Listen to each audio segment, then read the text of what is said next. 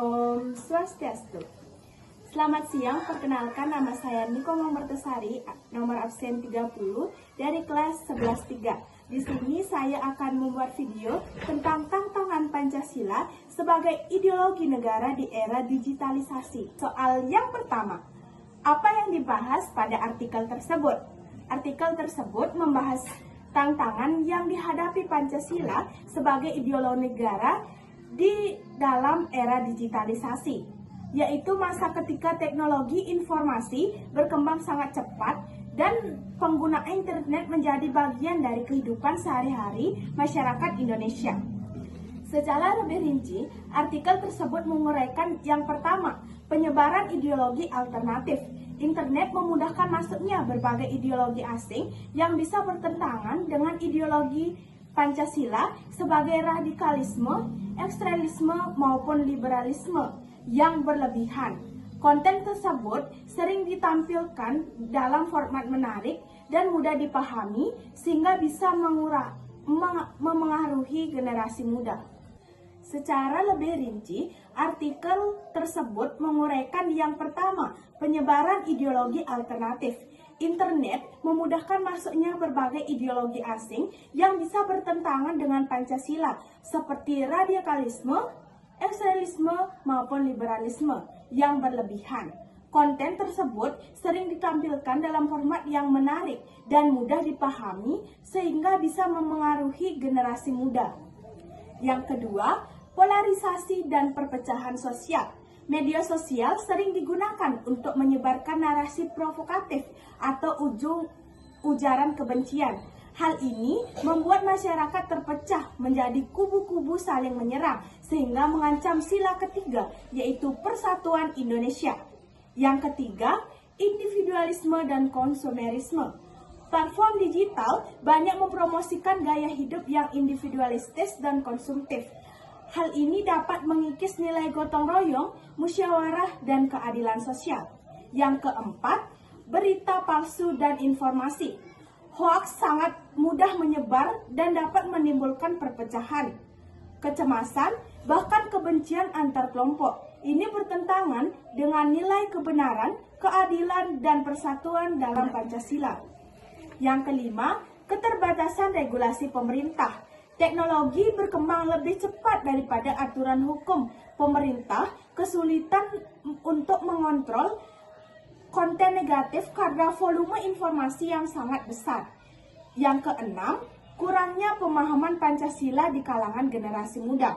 Banyak generasi muda hanya mengenal Pancasila sebagai hafalan, bukan sebagai nilai hidup.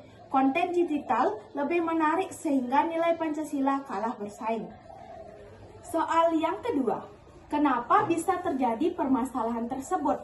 Yang pertama, perkembangan teknologi yang sangat cepat. Internet dan media sosial memungkinkan arus informasi internasional masuk ke Indonesia tanpa pembatasan. Ideologi asing mudah diterima masyarakat tanpa ada filter kritis. Yang kedua, lemahnya literasi digital masyarakat. Banyak orang belum terlatih memeriksa sumber data, pembedaan opini dan fakta, atau mengenali propaganda.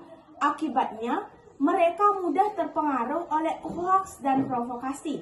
Yang ketiga, algoritma media sosial memicu polarisasi. Algoritma mengutamakan konten yang memancing emosi seperti marah, takut, benci, karena dianggap lebih menarik. Ini membuat polarisasi politik dan sosial semakin tajam. Yang keempat, pendidikan Pancasila kurang kontekstual. Pendidikan Pancasila di sekolah cenderung teoritis dan tidak disesuaikan dengan perkembangan zaman. Akibatnya, siswa menilai Pancasila jauh dari kehidupan mereka sehari-hari. Yang kelima, minimnya pengawasan pemerintah. Volume konten digital sangat besar. Pemerintah tidak memiliki teknologi dan SDM yang cukup kuat untuk mengawasi semuanya, sehingga konten digital negatif mudah lolos dan berkembang marak di masyarakat. Yang keenam, budaya globalisasi yang memengaruhi gaya hidup. Gaya hidup modern dan individualistik, komparatif dan konsumtif atau ikut tren membuat nilai gotong royong mulai terlupakan. Bagaimana solusi solutif sebagai generasi muda?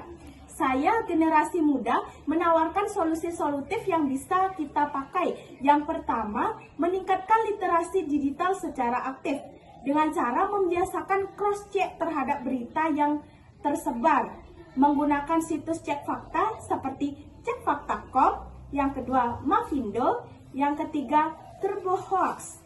Mempelajari cara mengenali hoax, propaganda, dan misi informasi.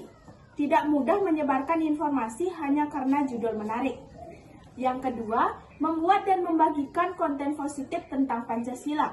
Generasi muda bisa berperan sebagai duta digital Pancasila dengan cara yang pertama, membuat video edukasi singkat di TikTok atau Instagram Reels tentang nilai Pancasila. Yang kedua, menyebarkan meme positif tentang toleransi dan persatuan. Yang ketiga, membuat infografis tentang contoh penerapan nilai-nilai Pancasila dalam kehidupan modern. Yang keempat, menjadikan media sosial sebagai sarana kampanye persatuan. Yang ketiga, menghidupkan kembali nilai gotong royong dalam ruang digital. Menggalang donasi online untuk membantu teman-teman atau masyarakat yang terdampak bencana, seperti bencana pendidikan dan lain sebagainya. Membuat grup belajar online, forum diskusi positif, atau komunitas literasi digital.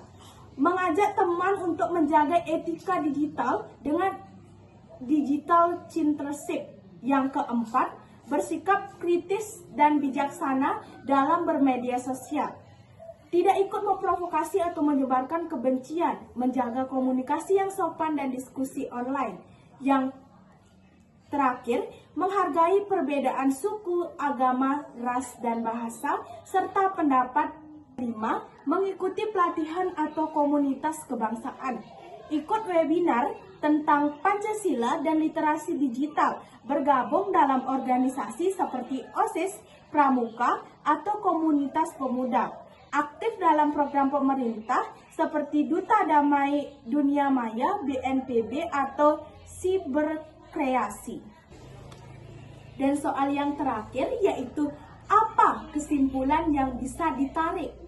Kesimpulannya adalah Pancasila menghadapi tantangan besar akibat perkembangan teknologi digital yang cepat, seperti penyebaran ideologi asing, polarisasi sosial, hoaks, individualisme, dan lemahnya regulasi. Tantangan ini muncul karena literasi digital yang masih sangat rendah, serta kurangnya pemahaman generasi muda terhadap nilai-nilai Pancasila. Namun, Pancasila tetap dapat dipertahankan dan diperkuat apabila ada kerjasama antara pemerintah, sekolah, masyarakat, dan generasi muda. Generasi muda memiliki peran sentral dalam memanfaatkan teknologi sebagai alat untuk menyebarkan kebijakan, persatuan, dan nilai Pancasila. Bila literasi digital diangkat dan nilai Pancasila diinternalisasikan dalam kehidupan sehari-hari, maka era digital justru bisa menjadi peluang untuk memperkuat ideologi bangsa, bukan sebaliknya. Sekian video pemaparan materi dari saya. Selamat siang dan Om Santi Santi Santi Om.